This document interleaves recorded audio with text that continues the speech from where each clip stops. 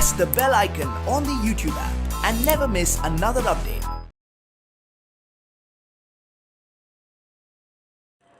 Hello students, in last video we discussed about the chemi-osmosis hypothesis, where we discussed the production of ATP and NADPH2 during the light reaction.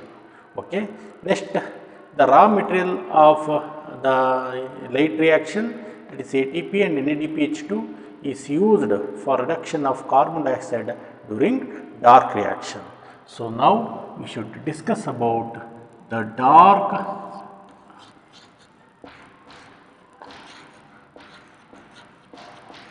reaction. So the photosynthesis is divided into two steps. One is light reaction and another one is dark reaction. First step is light reaction and the second step is dark reaction. So in dark reaction, what happens? In dark reaction, carbon dioxide is reduced. In dark reaction, the carbon dioxide is reduced to glucose. Then dark reaction occurs, or site of dark reaction. Site of dark reaction. Which is the site of dark reaction? So the site of dark reaction is stroma of chloroplast. So the stroma of chloroplast consists all the enzymes and carbon compounds required for the dark reaction. So the site of dark reaction is stroma. It is very important for competitive exam. Then the dark reaction occurs. Dark reaction means it occurs, it does not require the light. So that it does not require the light, but it occurs during daytime and also in night time. Occurs during day and night,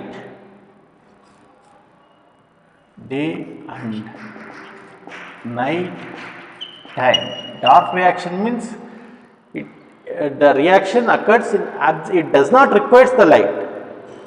Does not means that it take place in night time. Dark reaction does not require the light. It is free from light, but it requires the end product of light reaction, that is ATP and NADPH2. Okay. So it occurs during day and night time. Then the dark reaction was first identified by a scientist called as Melvin Kelvin it was identified by Melvin Kelvin in 1961 in a green algae called chlorella. He exposed the chlorella to dark sunlight, then he observed the compound fixed inside the chlorella cells. So he found that the first stable compound, and he found the first stable compound formed during dark reaction is 3-phosphoglyceric acid. 3-phosphoglyceric acid, that is the stable compound. So the dark reaction is also called as is also called as C3 pathway. C3 pathway means the first stable compound contains 3 carbon containing compounds. So, it is called a C3 pathway, and it is also called as Melvin-Kelvin cycle. Melvin-Kelvin cycle, because it was first determined by the Kelvin in a green algae called chlorella by using carbon 4 radioisotopes. He determined the compounds formed in the dark reaction, the intermediate compound formed during the dark reaction. Okay. So, carbon dioxide is reduced to glucose in dark reaction. Then site of the dark reaction is stroma of chloroplast, occurs during day and night time. Dark reaction means it does not require the light, but it takes place in daytime and also in night time. Then it was first identified by Melvin Kelvin in green algae called chlorella, and he found that the first stable compound formed is 3-phosphoglyceric acid. Take down the points.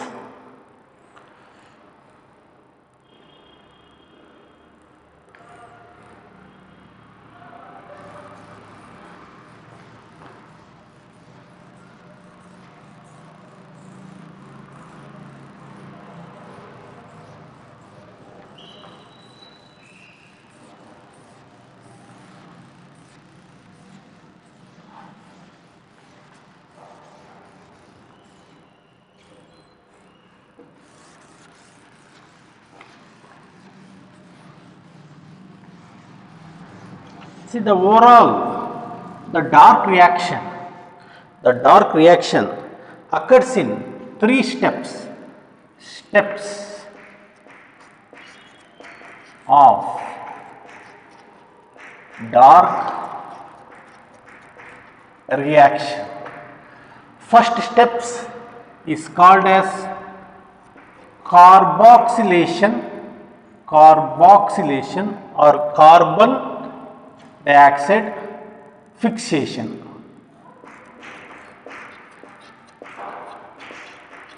Carboxylation or carbon dioxide fixation. Then the second step is called as reduction. Then the third step is called as regeneration. So, overall the dark reaction is divided into 3 steps: carboxylation, that means carbon dioxide fixation, then reduction, another step is regeneration. Okay.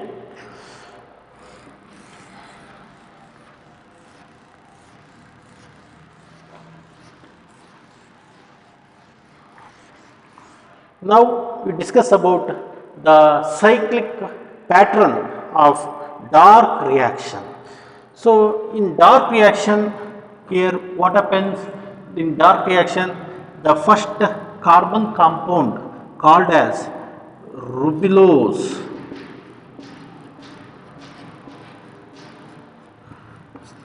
biphosphate,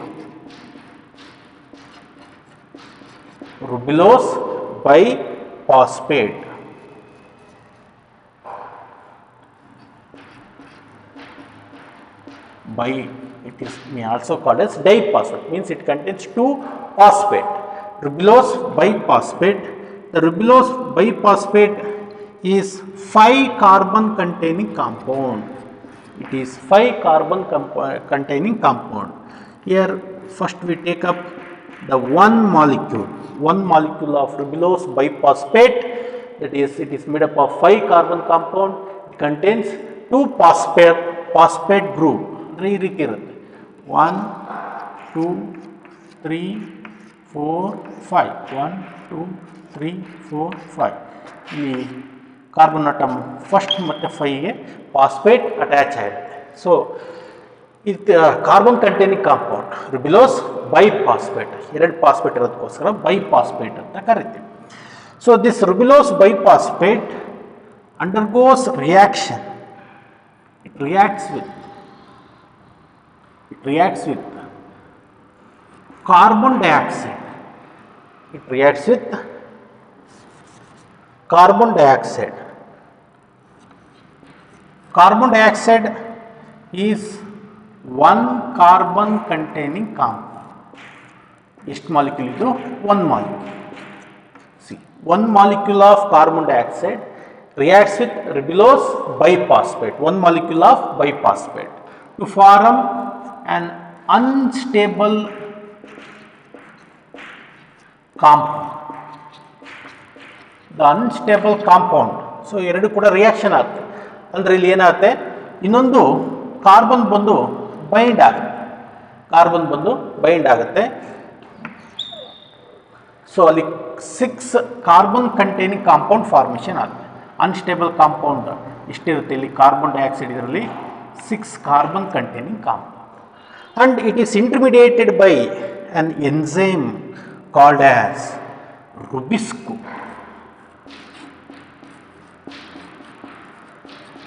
It is intermediated by an enzyme called as Rubisco, and the process we called as carboxylation. Process ಏನಂತ ಕರಿತೀವಿ? Carboxylation. It's called as carboxylation. Okay. So Rubisco fix the carbon dioxide to ribulose biphosphate to form a unstable compound. The unstable compound is 6 carbon containing compound. So the carbon here little bit changes taken place. So what happens now? Isomerization occurs. The phosphate is attached to carbon atom 6. So here what happens? The 6 carbon containing unstable compound is formed. So it does not have stability. It breaks down at the center. And to form what? 3 carbon containing compound. To form a stable 3 carbon containing compound called as 3-phosphoglyceric acid. 3-phosphoglyceric acid. And this is 3 carbon containing compound. And how many molecules? Now 2 molecules. ನೋಡಿ ಇಲ್ಲಿ ಮಧ್ಯಕ್ಕೆ break ಆಗಿದೆ. ಈ ಚಾಪಿಸ್ ತಗೊಂಡು ಮಧ್ಯಕ್ಕೆ ನಾವು break ಮಾಡಿದರೆ ಇಷ್ಟಾಗುತ್ತೆ, 2 ಆಗುತ್ತೆ. ಸೊ ಆ ರೀತಿ 2 ಆಗಿದೆ. 6 ಇರೋದನ್ನ ಮಧ್ಯಕ್ಕೆ ಬ್ರೇಕ್ ಮಾಡಿ 3 + 3 2 ಆಯಿತು. ಸೊ 2 molecules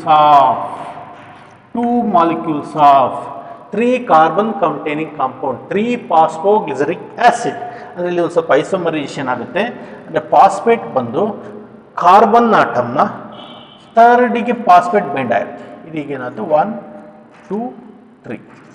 ಸೊ ನೋಡಿ 1 2 3. ಸೊ ಕಾರ್ಬನ್ ಆಟಮ್ ಥರ್ಡಿಗೆ ಫಾಸ್ಫೇಟ್ ಅಟ್ಯಾಚ್ ಆಗಿದೆ. So it is called as 3-phosphoglyceric acid or glycerate ಅಂತ ಕೂಡ ಹೇಳ್ಬೋದು. 3-phosphoglyceric acid or glycerate. Okay, ಈಗ ನೆಕ್ಸ್ಟ್ ನೋಡಿ ಏನಾಗುತ್ತೆ ಅಂತ. This 3-phosphoglyceric acid undergoes phosphorylation. ಏನಾಗುತ್ತೆ? It undergoes phosphorylation.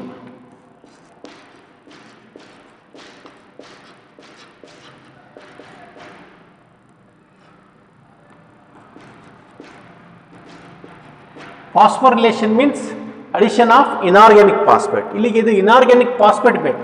Inorganic phosphate ಎಲ್ಲಿದೆ? It is present in ATP. ATP is came from ATP ಇಲ್ಲಿಂದ ಬಂತು. ATP ಲೈಟ್ ರಿಯಾಕ್ಷನಿಂದ ಬಂತು. ಸೊ ಅದರಲ್ಲಿರೋಂಥ ಥರ್ಡ್ ಫಾಸ್ಫೇಟ್ನ ಆ್ಯಡ್ ಮಾಡಿಕೊಂಡು ADPನ ಥರ್ಡ್ ಫಾಸ್ಫೇಟ್ನ ತಗೊಳುತ್ತೆ. ಸೊ ಇದು 1 molecule. Here it is 1 molecule. So 1 molecule of 3-phosphoglyceric ಆ್ಯಸಿಡ್ಗೆ ಮತ್ತೆ ಈ ರೀತಿ ಕಾರ್ಬನ್ ಆಟಮ್ 1ಗೆ ಏನಾಯಿತು? ಫಾಸ್ಫೇಟ್ ಇಲ್ಲಿಗೊಂದು ಇಲ್ಲಿಗೊಂದು 2 ಮಾಲಿಕ್ಯೂಲ್ ಇದೆ. 1 ಮಾಲಿಕ್ಯೂಲ್ಗೆ 1 ATP ಅಂತಂದರೆ 2 ಮಾಲಿಕ್ಯೂಲ್ಸ್ಗೆ 2 ಮಾಲಿಕ್ಯೂಲ್ಸ್ ಆಫ್ ಫಾಸ್ಫೋಗ್ಲಿಸರಿಕ್ ಆ್ಯಸಿಡ್ಗೆ ಎಷ್ಟಾಯಿತು? 2 ಮಾಲಿಕ್ಯೂಲ್ಸ್ ಆಫ್ ATP. ಅರ್ಥ ಆಯ್ತಾ? ಈಗ ಎಷ್ಟಿತ್ತು ನೋಡಿ ಇದು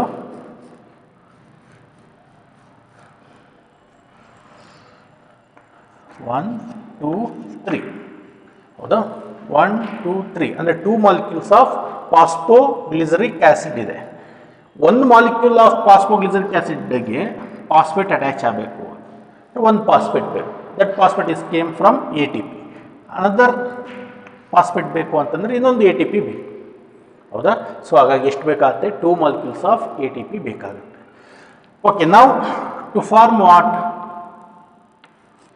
ಸೊ ಈಗ ಫಾಸ್ಫೋರಿಲೇಷನ್ ಆಯಿತು. ಫಾಸ್ಫೋರಿಲೇಷನ್ ಆದಮೇಲೆ ಏನಾಗುತ್ತೆ ನೋಡಿ, ಕಾರ್ಬನ್ ಆಟಮ್ ಫಸ್ಟ್ ಮತ್ತು ಥರ್ಡಲ್ಲಿ ಏನಿದೆ? ಫಾಸ್ಫೇಟ್ ಅಟ್ಯಾಚ್ ಆಗಿದೆ. So it is called as 1,3 di or biphosphoglyceric acid. Di or biphosphoglyceric acid 1,3 ಅಂದರೆ ಫಾಸ್ಫೋಗ್ಲಿಸರಿಕ್ ಆ್ಯಸಿಡಲ್ಲಿ 1 ಮತ್ತು 3ನಲ್ಲಿ ಫಾಸ್ಫೇಟ್ ಗ್ರೂಪ್ ಇದೆ. ಸೊ 1,3 ಡೈಫಾಸ್ಫೋಗ್ಲಿಸರಿಕ್ ಆ್ಯಸಿಡ್ ಅಂತ ಕರೀತಾರೆ. ಸೊ ಈ ಮಾಲಿಕ್ಯೂಲ್ ಫಾರ್ಮೇಷನ್ ಆಯಿತು. ದೆನ್ 1,3 ಬೈಫಾಸ್ಫೋಗ್ಲಿಸರಿಕ್ ಆ್ಯಸಿಡ್, ಇದು ಎಷ್ಟು ಮಾಲಿಕ್ಯೂಲ್? ಎಷ್ಟು ಕಾರ್ಬನ್ ಕಾಂಪೌಂಡ್ ಇದೆ? 3 ಕಾರ್ಬನ್ ಕಾಂಪೌಂಡ್ ಇದೆ. ಎಷ್ಟು ಮಾಲಿಕ್ಯೂಲ್? 2 ಮಾಲಿಕ್ಯೂಲ್, ಹೌದಾ? 2 molecule. So 1,3 biphosphoglyceric acid next ಏನಾಗುತ್ತೆ? Undergoes reduction. Reduction means what? Addition of hydrogen, electron and ಪ್ರೋಟಾನ್ನ ಅಪ್ಟೇಕ್ ಮಾಡ್ಕೊಳ್ಳೋಂಥದ್ದು. ಇಟ್ ಅಂಡರ್ಗೋಸ್ ರಿಡಕ್ಷನ್ ಆಗಬೇಕು ಅಂತಂದರೆ ಹೈಡ್ರೋಜನ್ ಬೇಕು, or 2 electron and 2 proton. So ಅದೆಲ್ಲಿದೆ? Is present in NADPH2. ಇದರಲ್ಲಿರುವಂಥದ್ದನ್ನು ತಗೊಳುತ್ತೆ, ಏನು? ಹೈಡ್ರೋಜನ್ನ ತಗೊಳುತ್ತೆ. To release NADP. ಎಷ್ಟು ಮಾಲಿಕ್ಯೂಲ್ ತಗೊಳುತ್ತೆ? 1,3 ಬೈಫಾಸ್ಫೋಗ್ಲಿಸರಿಕ್ ಆ್ಯಸಿಡ್ನ ರಿಡಕ್ಷನ್ ಮಾಡೋಕ್ಕೆ ಒಂದು NADPH2 ಅಂದರೆ ಒಂದು NADPH2ನ ಯೂಸ್ ಮಾಡ್ಕೊಂತ, ಅದರಲ್ಲಿರುವಂಥ ಹೈಡ್ರೋಜನ್ನ ಯೂಸ್ ಮಾಡ್ಕೊಂತ. ಸೊ ಹಾಗಾದರೆ ಇರೋದೆಷ್ಟು? 2 ಮಾಲಿಕ್ಯೂಲ್ಸ್. 2 ಮಾಲಿಕ್ಯೂಲ್ಸ್ ಅಂದರೆ ಎಷ್ಟು ಬೇಕು? 2 molecules of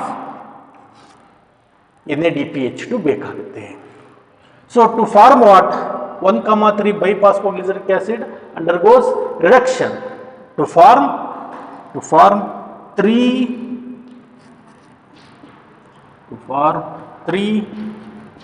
phosphoglyceraldehyde.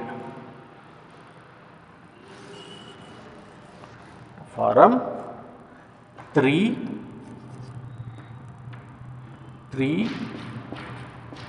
phosphoglyceraldehyde. Form 3 phosphoglyceraldehyde. Then this 3 phosphoglyceraldehyde undergoes isomerization.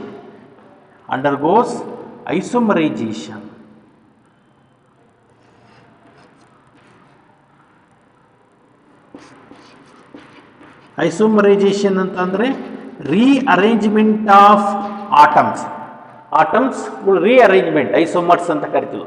So ಐಸೋಮರೈಸೇಷನ್ ಅಂದರೆ ರೀಅರೇಂಜ್ಮೆಂಟ್ ಆಫ್ ಆಟಮ್ಸ್ ಆಗಿ ಏನಾಗುತ್ತೆ? ಡೈಹೈಡ್ರಾಕ್ಸಿ ಅಸಿಟೋನ್ ಫಾಸ್ಫೇಟ್ ಆಗುತ್ತೆ. Dihydroxy acetone phosphate. ಇದು ಎಷ್ಟು ಮಾಲಿಕ್ಯೂಲ್? ಸೊ ಇಲ್ಲಿ ನೋಡಿ, ದಿಸ್ ಈಸ್ ಆಲ್ಸೋ 2 ಮಾಲಿಕ್ಯೂಲ್. ಎಷ್ಟು ಕಾರ್ಬನ್ ಕಂಟೈನಿಂಗ್ ಕಾಂಪೌಂಡ್ ಇವೆಲ್ಲ? 3 ಕಾರ್ಬನ್ ಕಂಟೈನಿಂಗ್ ಕಾಂಪೌಂಡ್. ಇದು ಅಷ್ಟು 2 molecules. Okay, then the dihydroxy acetone phosphate is next converted into fructose 1,6 diphosphate, then fructose 6 phosphate, then glucose 6 phosphate, and finally to glucose. But with 3 carbon containing compound. But ಇಲ್ಲಿ ಏನಪ್ಪ ಅಂತ ಅಂದರೆ glucose formation ಆಗಬೇಕು ಅಂತ 12 molecules of dihydroxy acetone phosphate or 12 molecules of 3 phosphoglyceric acid ಬೇಕು, ಗ್ಲಿಸರಾಲ್ಡಿಹೈಡ್ ಬೇಕು. ಅರ್ಥ ಆಯ್ತಾ? ಸೊ ಇಲ್ಲಿಂದ ನೆಕ್ಸ್ಟ್ ಗ್ಲೂಕೋಸ್ ಫಾರ್ಮೇಷನ್ ಆಗ್ತದೆ. ಯಾವ ರೀತಿ ಫಾರ್ಮೇಷನ್ ಆಗ್ತದೆ ಅಂತ ಹೇಳ್ತೀವಿ. ಬಟ್ ಗ್ಲೂಕೋಸ್ ಫಾರ್ಮೇಷನ್ ಆಗಬೇಕು ಅಂತ ಅಂದರೆ ಅಲ್ಲಿ ಏನಾಗಬೇಕು? 12 molecules of ಡೈಹೈಡ್ರಾಕ್ಸಿ ಅಸಿಟೋನ್ ಫಾಸ್ಫೇಟ್ ಬೇಕು, ಇಲ್ಲಾಂದರೆ ಇವೆಲ್ಲ ಕೂಡ 12 ಬೇಕು. ಅದು 12 molecules of 3-phosphoglyceric acid, 12 molecules of 1,3-phosphoglyceric acid, 12 molecules of 3-phosphoglyceraldehyde, 12 molecules of ಡೈಹೈಡ್ರಾಕ್ಸಿ acetone phosphate. ಈಗ ನಮಗೆ ಬಂದಿರೋದೆಷ್ಟು 2 molecules. 2 molecules ಯಾವುದರಿಂದ ಬಂದಿದೆ? 1 molecule of carbon dioxide fix ಆದಾಗ ವಿತ್ 1 molecule of RUBP ಜೊತೆಗೆ ಫಿಕ್ಸ್ ಆದಾಗ 2 molecules of ಡೈಹೈಡ್ರಾಕ್ಸಿ ಅಸಿಟೋನ್ ಫಾಸ್ಫೇಟ್ ಬಂದಿದೆ. So ಇಲ್ಲಿ ನಮಗೆ ಬೇಕಾಗಿರೋದೆಷ್ಟು? 12 molecules. 12 molecules ಅಂದ್ರೆ ಏನಾಗಬೇಕು? ಈ ಸೈಕಲ್ ಎಷ್ಟು ಸತಿ ರಿಪೀಟ್ ಆಗಬೇಕು? 6 times. 1 time ರಿಪೀಟ್ ಆದಾಗ 2 molecules ಬಂದಿದೆ. ಇಲ್ಲಿ 12 ಬರಬೇಕು ಅಂತಂದರೆ ಇದು 1ರಿಂದ 2 ಬಂದಿದೆ, ರೈಟ್? 1 into 2 ಅಲ್ಲಿಗೆ 6 into 2 12. ಸೊ ಇಲ್ಲಿ ಏನಾಗುತ್ತೆ ಇಲ್ಲಿ ನೋಡಿ, ಇನ್ನೊಮ್ಮೆ ಹೇಳ್ತೀನಿ. 1 molecule of carbon dioxide undergoes fixation with or reacts with ribulose biphosphate to form an unstable compound, 6 carbon containing unstable compound. So that unstable compound will break down to form 3 carbon containing 2 molecules of 3-phosphoglyceraldehyde. 3-phosphoglyceraldehyde undergoes phosphorylation by uptaking 2 molecules of ATP.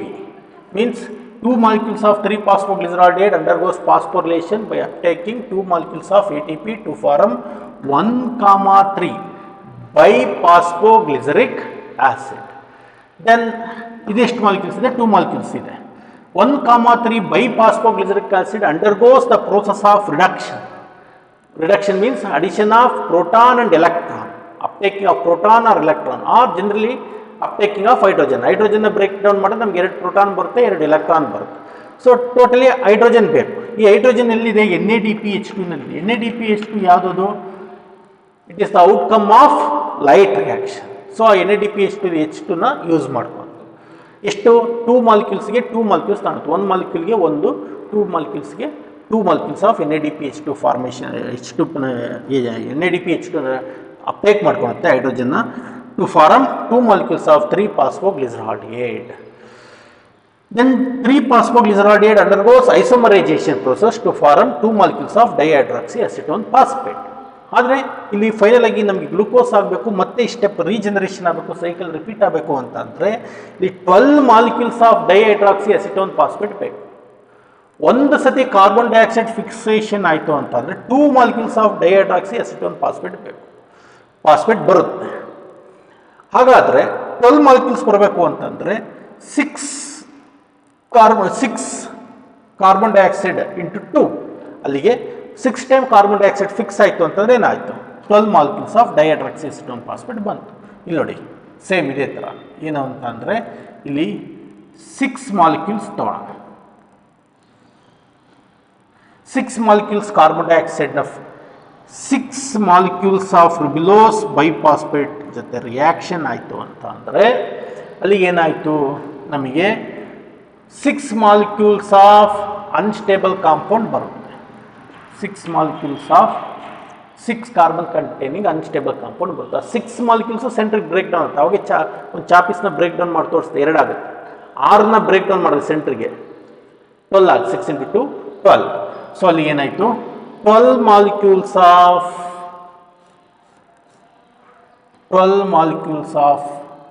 3 carbon containing compound formation ಆಗುತ್ತೆ. 12 molecules of 3 carbon containing 3-phosphoglyceric acid formation ಆಯಿತು. Then ಅದೇ ರೀತಿ each 1 molecule of 3-phosphoglyceric acid ಫಾಸ್ಫೋರಿಲೇಷನ್, ಅದಕ್ಕೆ ಒಂದು phosphate attach ಆಗುತ್ತೆ carbon atom 1ಗೆ. 1ಕ್ಕೆ 1 ATP ಬೇಕು. ಹಾಗಾದರೆ 12ಗೆ ಎಷ್ಟು ATP ಬೇಕಾಗುತ್ತೆ? 12 ATP ಬೇಕಾಗುತ್ತೆ. 12 molecules of ATP is required. 12 molecules of ATP is required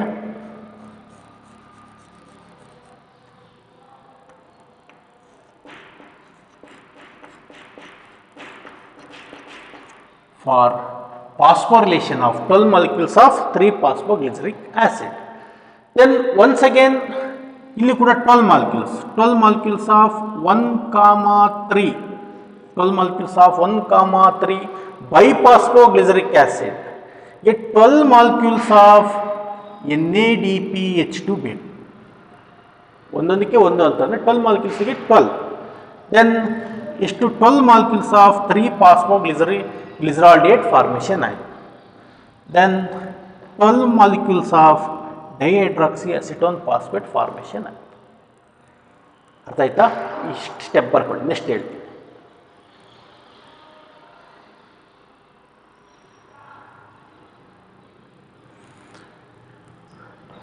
okay, ಈಗ ಈ ಡೈಹೈಡ್ರಾಕ್ಸಿ ಅಸಿಟೋನ್ ಫಾಸ್ಫೇಟ್ ಏನಿರುತ್ತೆ, it is next converted into ಇದರಲ್ಲಿ 2 ಮಾಲಿಕ್ಯೂಲ್ಸ್, ಇಲ್ಲೇ ಬರ್ಕೊಂಬಿಡೋಣ. 2 ಮಾಲಿಕ್ಯೂಲ್ಸ್, M ಅಂತಂದರೆ molecules, 2 molecules is converted into fructose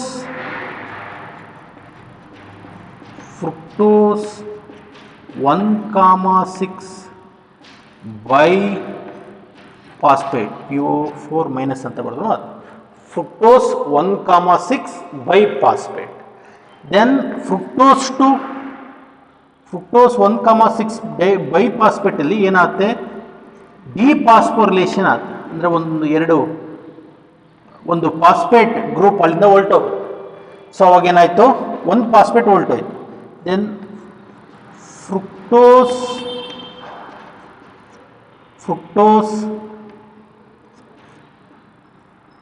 6 phosphate formation ಆಯಿತು. Fructose 6 phosphate, carbon atom ಒಂದಿಂದ phosphate ಹೋಯ್ತು. ದೆನ್ ಫ್ರುಕ್ಟೋಸ್ 1 ಫಾಸ್ಫೇಟಿಂದ ಇದೀಗೆ ಕೆಳಗೆ ಬರಬೇಕು. ಫ್ರುಕ್ಟೋಸ್ 1 ಫಾಸ್ಫೇಟಿಂದ ಇದು ಐಸೋಮರೈಸೇಷನ್ ಏನಾಗುತ್ತೆ ಅಂತಂದರೆ glucose 6 phosphate PO4 minus phosphate ಬರುತ್ತೆ.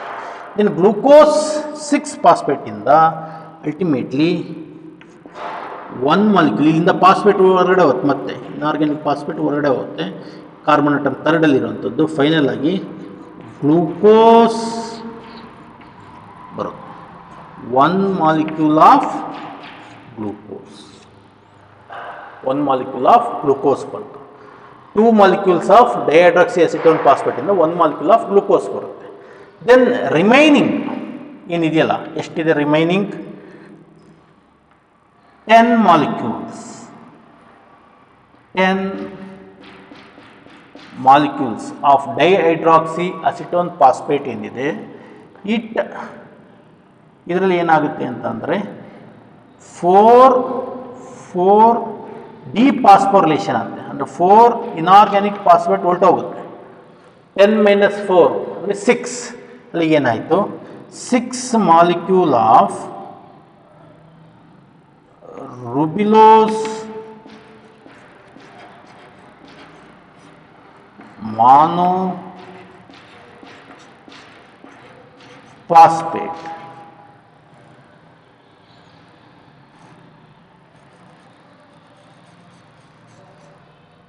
6 molecules of ribulose mono phosphate ಬರುತ್ತೆ.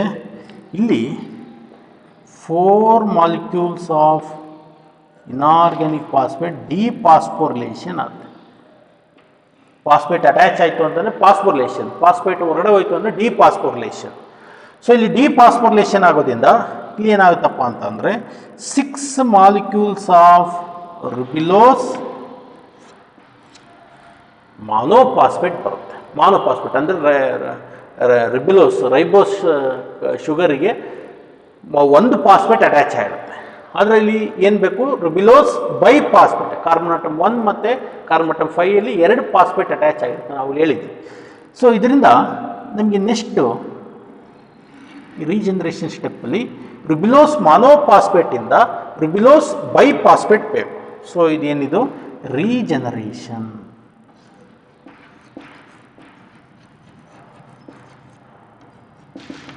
This is regeneration step. ಇಲ್ಲಿ ನಮಗೆ ರುಬಿಲೋಸ್ ಮಾನೋಫಾಸ್ಫೇಟ್ ಇಂದ ರುಬಿಲೋಸ್ ಬೈಫಾಸ್ಫೇಟ್ ಬರಬೇಕು. ರುಬಿಲೋಸ್ ಬೈಫಾಸ್ಫೇಟ್ ಬರಬೇಕು ಅಂತ ಅಂದರೆ ಇಲ್ಲಿ ಏನಾಗಬೇಕು, ಫಾಸ್ಫೋರಿಲೇಷನ್ ಆಗಬೇಕು. ಒಂದೊಂದು ರಿಬ್ಯುಲೋಸ್ ಮಾನೋಪಾಸ್ಪೇಟಿಗೆ ಇನ್ನೊಂದು ಪಾಸ್ಪೇಟ್ ಅಟ್ಯಾಚ್ ಆಗಬೇಕು, ಅಂದರೆ ಪಾಸ್ಪೋ ರಿಲೇಷನ್ ಆಗಬೇಕು. ಪಾಸ್ಪೋ ರಿಲೇಷನ್ ಆಗೋಕ್ಕೆ ಪಾಸ್ಪೇಟ್ ಬೇಕು. ಆ ಪಾಸ್ಪೇಟ್ ಎಲ್ಲಿದೆ? ಎ ಟಿ ಪಿನಲ್ಲಿ ಇದೆ. Phosphate is present in a T P. ಎಷ್ಟು ಎ ಟಿ ಪಿ ಬೇಕು? 6 ಮಾಲಿಕ್ಯೂಲ್ಸ್ ಆಫ್ ರಿಬ್ಯುಲೋಸ್ ಮಾನೋಪಾಸ್ಪೇಟ್ ಇಂದ 6 ಮಾಲಿಕ್ಯೂಲ್ಸ್ ಆಫ್ ರಿಬ್ಯುಲೋಸ್ ಬೈಪಾಸ್ಪೇಟ್ ಬರಬೇಕು ಅಂತಂದರೆ ಒಂದೊಂದು ಮಾಲಿಕ್ಯೂಲ್ಗೆ ಒಂದೊಂದು ಎ ಟಿ ಪಿ ಅಂತ ಅಂದರೆ ಒಂದು ಎ ಟಿ ಪಿಲಿರೋದು ಒಂದೊಂದು ಪಾಸ್ಪೇಟ್ ಅಂತ ಅಂದರೆ ಓಕೆ, ಒಂದೊಂದು ಎ ಟಿ ಪಿ ಅಂತಂದರೆ ಅಲ್ಲಿ ಟೋಟಲ್ ಎಷ್ಟು ಬೇಕು? 6 molecule of A T P ಬೇಕು. ಸೊ ಅದರಿಂದ ಎ ಡಿ ಪಿ ಹೊರಗಡೆ ಬರುತ್ತೆ. 6 molecules of A T P ಬೇಕು, ಅದರಿಂದ ಎ ಡಿ ಪಿ ಹೊರಗಡೆ ಬರುತ್ತೆ. So this reaction is called as regeneration step. So ಈಗ ನೋಡಿ, 6 molecules of carbon dioxide 6 molecules of ribulose biphosphate ಜೊತೆ ಫಿಕ್ಸ್ ಆಯಿತು ಅಂತಂದರೆ 6 molecules of carbon 6 containing unstable compound formation ಆಗುತ್ತೆ. That compound will break down centre to form 2 compound. ಒಂದು ಕಾಂಪೌಂಡಿಂದ 2 ಬರುತ್ತೆ. So totally 12 molecules of 3 carbon containing 3 phosphoglyceric acid formation ಆಗುತ್ತೆ. ಅವಾಗ ನಾನು ನಿಮ್ಗೆ ತೋರಿಸಿದ್ದೀನಿ. Then 3 phosphoglyceric acid, each 3 phosphoglyceric ಆಸಿಡ್ಗೆ ಏನು ಬೇಕಪ್ಪ ಅಂತಂದರೆ ಒಂದು ಮಾಲಿಕ್ಯೂಲ್ ಆಫ್ ಇನಾರ್ಗ್ಯಾನಿಕ್ ಫಾಸ್ಫೇಟ್ ಬೇಕು ಫ್ರಮ್ ಎ ಟಿ ಪಿ ಅಂತ. ಆ ಎನರ್ಜಿ ರಿಚ್ ಇನಾರ್ಗ್ಯಾನಿಕ್ ಫಾಸ್ಫೇಟ್ನ ಅದು ಆ್ಯಡ್ ಮಾಡ್ಕೊಳುತ್ತೆ ಕಾರ್ಬನ್ ಆಟಮ್ 1ಗೆ ಟು ಫಾರ್ಮ್ 1,3 ಬೈಫಾಸ್ಫೋಗ್ಲಿಸರಿಕ್ ಆಸಿಡ್. ಅದೆಷ್ಟು ಅಂತ ಅಂದರೆ 12 ಮಾಲಿಕ್ಯೂಲ್ಸ್ ಆಗುತ್ತೆ. ಹಾಗಾಗಿ 12 ಎ ಟಿ ಪಿ ಬೇಕು. ಅದೇ ರೀತಿ 1,3 biphosphoglyceric acid it undergoes the process of reduction process ಆಗುತ್ತೆ. ಸೊ ಇದು ರಿಡಕ್ಷನ್ ಆಗಬೇಕು ಅಂತಂದರೆ ಹೈಡ್ರೋಜನ್ ಬೇಕು. Hydrogen is present in NADPH2 which is produced from non cyclic photophosphorylation. ಆ ಹೈಡ್ರೋಜನ್ನ ತಗೊಂಡು ಒಂದೊಂದು ಮಾಲಿಕ್ಯೂಲ್ಸ್ಗೆ ಒಂದೊಂದು NADPH2ನಲ್ಲಿರುವಂಥ ಹೈಡ್ರೋಜನ್ ತೊಗೊಂಡ್ರೆ 12 ಮಾಲಿಕ್ಯೂಲ್ಸ್ಗೆ 12 ಮಾಲಿಕ್ಯೂಲ್ಸ್ ಆಫ್ NADPH2ನ ಯುಟಿಲೈಸ್ ಮಾಡ್ಕೊಳುತ್ತೆ to form 12 molecules of 3-phosphoglyceraldehyde. 3-phosphoglyceraldehyde undergoes isomerisation to form dihydroxy acetone phosphate. ಅದು ಎಷ್ಟು ಮಾಲಿಕ್ಯೂಲ್ಸ್ ಇದೆ? 12 ಮಾಲಿಕ್ಯೂಲ್ಸ್ ಇದೆ. ಅದರಲ್ಲಿ 2 molecules is used for formation of glucose by undergoing a dephosphorylation of fructose 1,6 phosphate and glucose 6 phosphate. Finally, 1 molecule of glucose is formed from 6 molecules of carbon dioxide. 6 molecules of carbon dioxide ಇಂದ only 1 molecule of glucose formation ಆಗುತ್ತೆ. Remaining 10 molecules ಏನಪ್ಪ ಅಂತಂದರೆ ಅದರಲ್ಲಿ 4 molecules inorganic phosphate ಹೊರಗಡೆ ಹೋಗ್ಬಿಡುತ್ತೆ. So ಅವಾಗ 6 molecules of ರಿಬ್ಯುಲೋಸ್ ಮಾನೋಪಾಸ್ಪೇಟ್ ಆಗುತ್ತೆ. ರಿಬ್ಯುಲೋಸ್ ಮಾನೋಪಾಸ್ಪೇಟ್ ಇರೋದು ಬೈಪಾಸ್ಪೇಟ್ ಆಗಬೇಕು. ಒಂದೊಂದು ಮಾನೋಪಾಸ್ಪೇಟಿಗೆ ಒಂದೊಂದು ಇನಾರ್ಗ್ಯಾನಿಕ್ ಫಾಸ್ಫೇಟ್ ಕಾರ್ಬನ್ ಆಟಮ್ 1ಗೆ ಹೋಗಿ ಅಟ್ಯಾಚ್ ಆಗುತ್ತೆ. ಸೊ ಆವಾಗ ಏನಾಗುತ್ತೆ? ರಿಬ್ಯುಲೋಸ್ ಬೈಪಾಸ್ಪೇಟ್ ಆಗುತ್ತೆ. ಸೊ ಇಲ್ಲಿ 6 ಇರೋದ್ರಿಂದ 6 ಎ ಟಿ ಪಿ ಬೇಕು, 6 ಇನಾರ್ಗ್ಯಾನಿಕ್ ಫಾಸ್ಫೇಟ್ ಬೇಕು. That is from A T P. So to form ribulose biphosphate. So where it utilise 6 molecules of A T P which is produced during the light reaction. So this is called as dark reaction or Melvin-Kelvin cycle or C3 cycle. ಏನಕ್ಕೆ ಇದಕ್ಕೆ C3 cycle ಅಂತ ಕರಿತೀವಿ? The first stable compound formed is containing carbon atom 3. It is made up of 3 carbon atom. So it is called as C3 cycle. C ಅಂದರೆ carbon ಎಷ್ಟಿದೆ? 3 ಇದೆ. So first stable compound formed during the dark reaction is it contains 3 carbon containing compound. So it is called as C3 cycle ಅಂತ ಕರಿತೀವಿ. ಅರ್ಥ ಆಯ್ತಾ? So total A T P ಎಷ್ಟು ಬೇಕು ಇಲ್ಲಿ ನೋಡಿ, 12 ಮಾಲಿಕ್ಯೂಲ್ಸ್ ಪ್ಲಸ್ 6. ಸೊ ಓವರಾಲ್ ಪ್ರೋಸೆಸ್ಸಲ್ಲಿ 18 molecules of A T P ಬೇಕಾಗುತ್ತೆ. ದೆನ್ 12 ಮಾಲಿಕ್ಯೂಲ್ಸ್ ಆಫ್ NADPH2 ಬೇಕಾಗುತ್ತೆ. Then 6 molecules of carbon dioxide ಬೇಕು to form 1 molecule of glucose. 1 molecule of glucose ಆಗಬೇಕು ಅಂತಂದರೆ 18 ಎ ಟಿ ಪಿ ಬೇಕು, 12 NADPH2 ಬೇಕು, 6 ಕಾರ್ಬನ್ ಡೈಆಕ್ಸೈಡ್ ಬೇಕು. So ಒಂದು ನಾನ್ ಸೈಕ್ಲಿಕ್ ಫೋಟೋಫಾಸ್ಫೋರಿಲೇಷನ್ ಆಯಿತು ಅಂತ ಅಂದರೆ ಅಲ್ಲಿ 1 ಎ ಟಿ ಪಿ 1 NADPH2 ಬರುತ್ತೆ. ಸೊ 12 ನಾನ್ ಸೈಕ್ಲಿಕ್ ಫೋಟೋಫಾಸ್ಫೋರಿಲೇಷನ್ ಆಯಿತು ಅಂತಂದರೆ 12 NADP 12 ಎ ಟಿ ಪಿ ಬರುತ್ತೆ. ನೆಕ್ಸ್ಟ್ ಇನ್ನು 6 ಬೇಕಲ್ಲ, ಅವಾಗ ಏನಾಗ್ಬಿಡುತ್ತೆ 3 ಟೈಮ್ ಸೈಕ್ಲಿಕ್ ಫೋಟೋ ಫಾಸ್ಫೊರಿಲೇಷನ್ ಆಗುತ್ತೆ. ಅಲ್ಲಿ ಏನಾಗುತ್ತೆ ಅಂದರೆ 3 into 2 ಒಂದು ಸೈಕ್ಲಿಕ್ ಫೋಟೋ ಫಾಸ್ಫೊರಿಲೇಷನ್ ಆಯಿತು ಅಂತಂದರೆ ಅಲ್ಲಿ ನಮ್ಗೆ ಏನಾಗುತ್ತೆ 2 molecules of A T P ಬರುತ್ತೆ. So 3 into 2 6 A T P ಬಂದ್ಬಿಡುತ್ತೆ. ಅಲ್ಲಿಗೆ 12 + 6 18 A T P. Okay, so this is of about dark reaction. ಬರ್ಕೊಳ್ಳಿ ಇದನ್ನು. ಸೊ ನೆಕ್ಸ್ಟ್ ಕ್ಲಾಸಲ್ಲಿ difference between dark reaction and light reaction and another path ನೋಡೋಣ. Till then thank you.